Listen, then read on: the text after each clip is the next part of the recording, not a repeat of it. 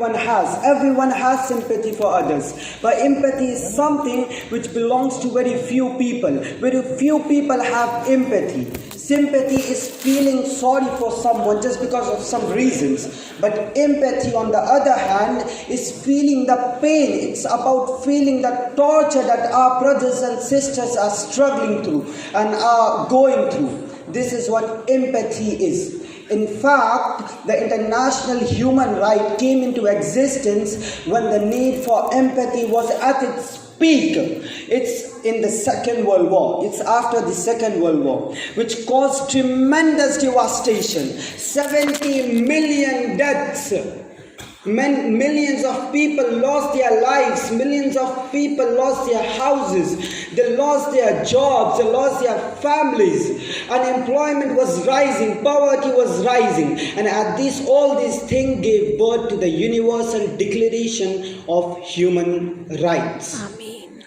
This declaration includes 30 basic rights which belongs to all of us, regardless of our nationality, regardless of our language, regardless of our race, complexion or any other status. It belongs to all of us right from our birth, and it will belong to all of us until our death. These are something which are being given to all of us, and these are being executed by the United Nations. But unfortunately, I see in our society, we have, somewhere we have that these rights are not being executed properly, or as these rights should have been executed. They are not executed properly. Child labor is rampant even after there are laws which are against child labor. Child labor is increasing. I would like to ask, do you all think that these child really want to work?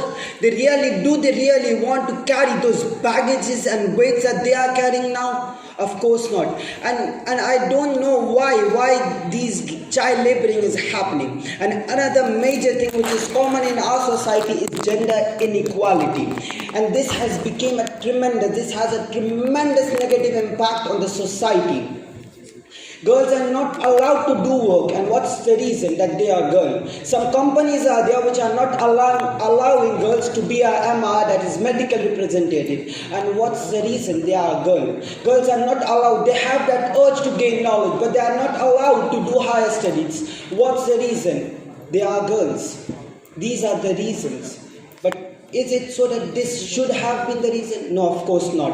Now even, my heart is attracted when I see the condition of refugees. Refugees are not given proper rights. All of them, the refugees, the girls and the children, all of them need our empathy. I would like to ask you all, how would you all feel if someone would have treated you discriminately, and what's the reason? Just because you are a black, or just because you are a white, or just because you are a Hindu or a Muslim or a Christian?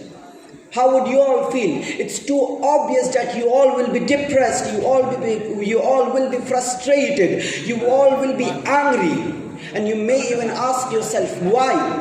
Why is it so that we have such discriminations in our society? And that's what my question is. Why is it so that we have such discriminations in our society? The Prophet Muhammad sallallahu alaihi wasallam, peace be upon him, said when he was giving his last Friday sermon, he said that all mankind is from Adam and Eve. An Arab has no superiority over a non-Arab, nor a non-Arab has any superiority over an Arab. Also a white has no superiority over a black, nor a black has any superiority over a white, except on basis of taqwa, on basis of piousness, on basis of righteousness, on basis of good actions, on basis of good intention. And this is what I believe is that this is the very basic teachings of all religion. As being a human, I know and I think and I believe that we all have that warmth which is present in our heart for our brothers and sisters. I know that we all have that urge for humanity. We have that urge for justice and equality. If it's so, then I really want you all to show that warmth, to show that love. Let it be prominent in your character. Let it be seen in your nature. And I even know that for most of them, these warmth and love are deep inside their heart, but they did not get an opportunity.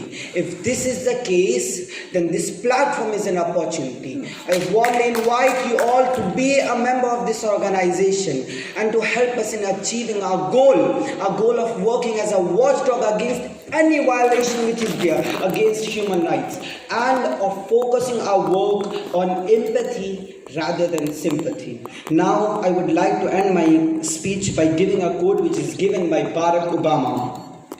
Learning to stand in somebody else's shoes, to see through their eyes, that's how peace begins. And now it's up to you. It's up to you to make that happen. Empathy is a quality of character that can change the world. Jazakallah khair. Thank you.